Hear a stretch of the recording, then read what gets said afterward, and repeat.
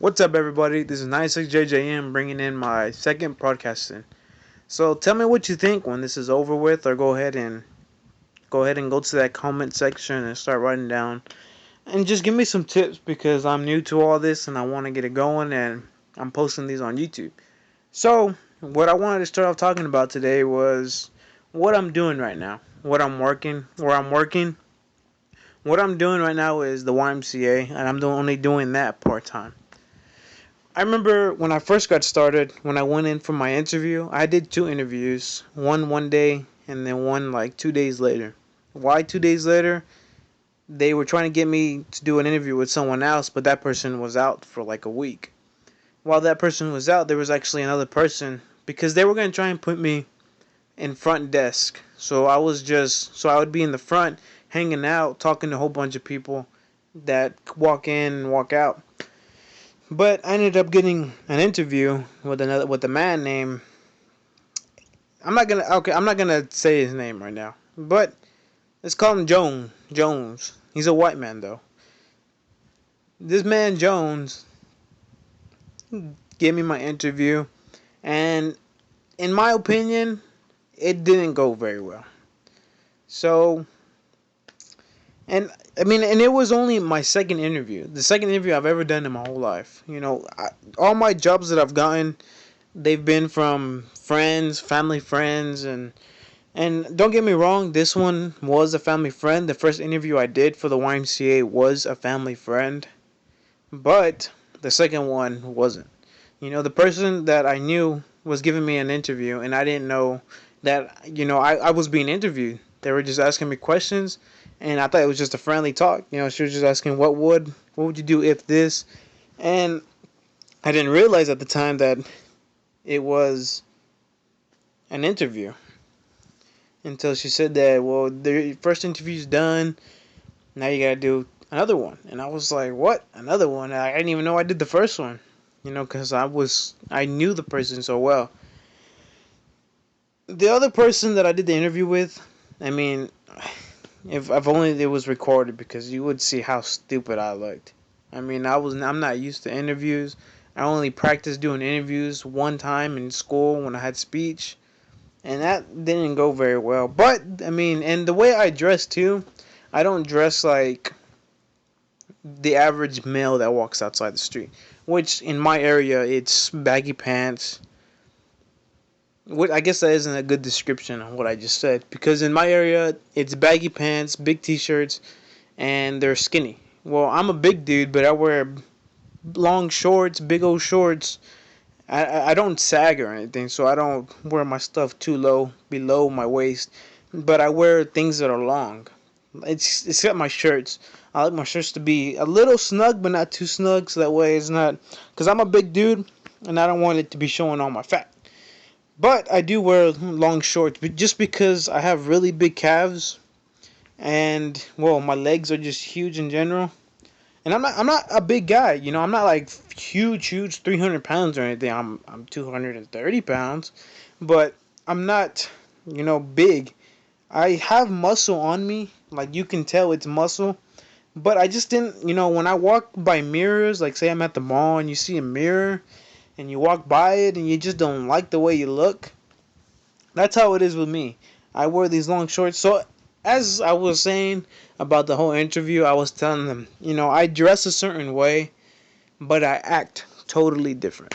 I have the appearance of a freaking gangster thug or whatever. But it's just the way I dress. It's just the people I hung out with. Just the influence that I was around. That most of my friends dress like that. They all smoke and stuff. I just kind of stayed away from smoking. And but I dress like them. I listen to the kind of music they listen to. But as soon as they pulled out some drugs or some weed or whatever, I took off the other way, or I just went to go hang out with some different people. Like the way I was in middle school and high school, I hated being a follower. So what I would do is I'd leave the group as soon as they start, wanting to walk away and walk around. It wasn't something that I wanted to do. Say, because I was the person that wanted to walk and talk. I wanted to walk around and talk. Well, They never wanted to walk. They just wanted to sit down at a bench or sit down at a table and just talk the whole time. I was in MMA at the time, so I wanted to get up and walk around. I had energy to go move, but they never wanted to do it. So I would go and walk and go talk to new people and meet new friends, and eventually I ended up knowing basically the whole school. Not saying I was real close to everybody, of course not, but I had a lot of friends. A lot of people knew who I was and knew what I sounded like and how I talked to them because I usually would talk to everybody. And growing up, me being small, I was a really shy guy. I mean, I was chubby. I saw a real cute girl. I remember there was this one time I remember in elementary. I moved to a brand new school because my parents were getting a divorce, and I ended up going to a new school for my 5th grade year. So I was in one school from the bottom all the way to 4th grade, and I ended up going to 5th grade in a new school. In that new school, I met the friend that used to live in my neighborhood. I was already friends with him, but I met him again because we ended up moving. He ended up moving to like Arizona or something like that. And we ended up moving, or we both ended up moving. I stayed in town, but I moved away from that neighborhood, and he moved away from, the town. So when he moved back, it was around 4th, 5th grade for him, and I came in and went up to, and I remember at our playground at our recess. I remember because okay, I had him in a class, right?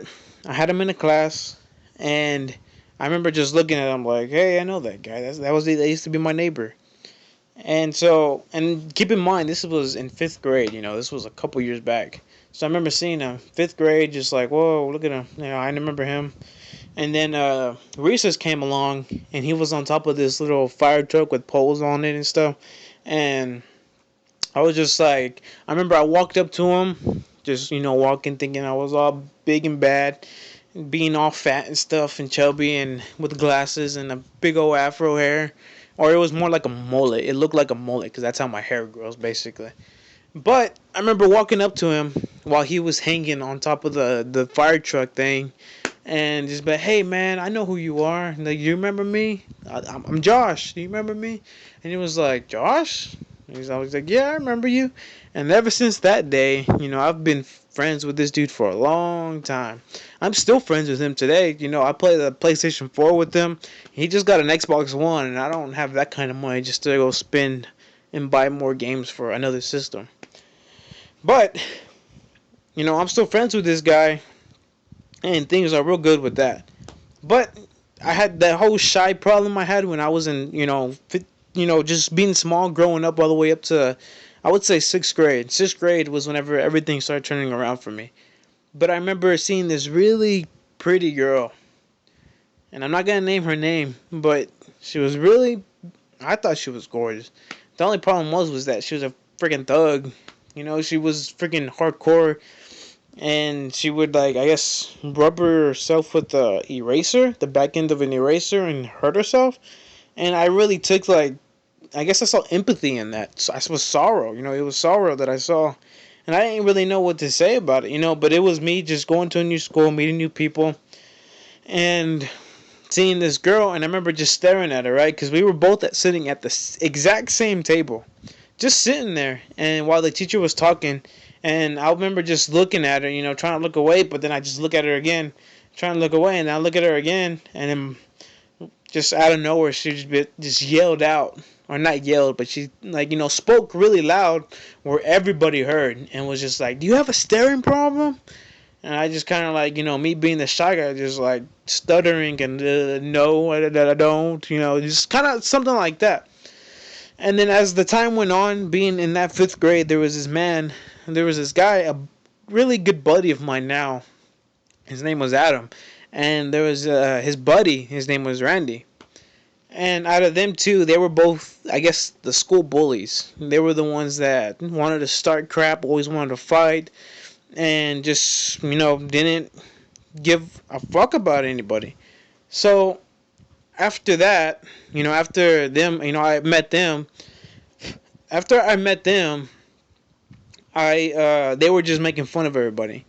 They were these guys that sorry about that. They were these guys about they just wanted to start trouble. So I remember me being the new guy. I remember walking into I think it was my music class, and I remember him just looking at me and just yelling Johnson, because at the time Johnson meant like a penis or something. So he kept yelling Johnson. Then he looked at me and just said what the fuck I was looking at. And me just being the new guy, you're learning new experience and learning and seeing new things from new people, and you're just like, what the hell? I mean, and I remember his buddy was calling me a fat ass too, and I had nothing to say against my buddy Adam, but the other guy, since to me he looked more at the time he looked more like a monkey. So I was like, shut the fuck up, monkey face, just being fucking, just being dumb, just trying to stick up for myself because I wasn't gonna let two guys that I don't even know bully me. And I was raised from my dad to just, always stick up for yourself. If you fight, you get a ticket, it'll be for a good reason. You just make sure you win, But they were bigger than me. I was just fatter, they were more athletic. Let me say that. They were more athletic. And me, I was just chubby. I was fat. My dad would make me run, and I would just cry because I didn't want to run. I just didn't like it. I didn't want to get in shape at the time because I just wanted to play my little Game Boy Color. I was playing X-Men.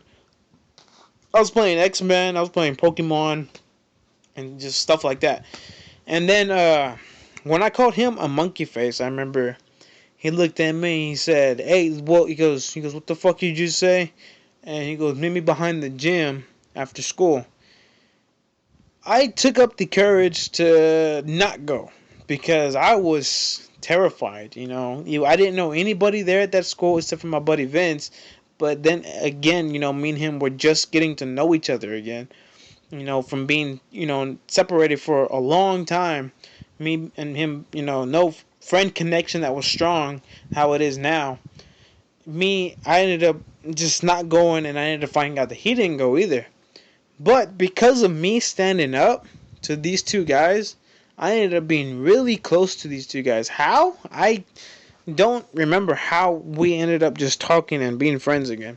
Like the guy Adam that I'm really good friends with now, he would he I actually I would go to his house when he was staying at his grandparents' house. I would go to his house and spend the night and stuff. And me being, dumb, I always had my alarm on. And to this day, I still do. People come over to sleep over, or I go to someone's house and my alarm is always going off around 4 or 5 o'clock in the morning. Those are just the times that I always want to get up, but I never do. It's just an alarm to wake me up, just for, I guess, a safety precaution. Just in case, there's something happening at 4 or 5 o'clock in the morning, wakes me up, I just turn off my alarm. And I have no problem doing it every single day, But, this man, Adam, that I'm really good friends with, just the other day I saw him at his house and he was sitting in his punching bag, and I, stopped by and was like, hey man, what's up? And we talked for a little bit. I remember I went to his house, I was going to his house quite often now, I'd ride his bus, go straight to his house, and we kind of hang out, play some, at the time he had like an Xbox, I think it was just an Xbox, just an Xbox. But we were just playing his Xbox, and I remember playing like UFC or something. We were playing something. Or maybe it was the Xbox 360, and we were playing UFC. I just remember both of us kicking at the same time, and it was just freaking. No, it was headbutting. We headbutted at the same time, and it was just like freaking hilarious. But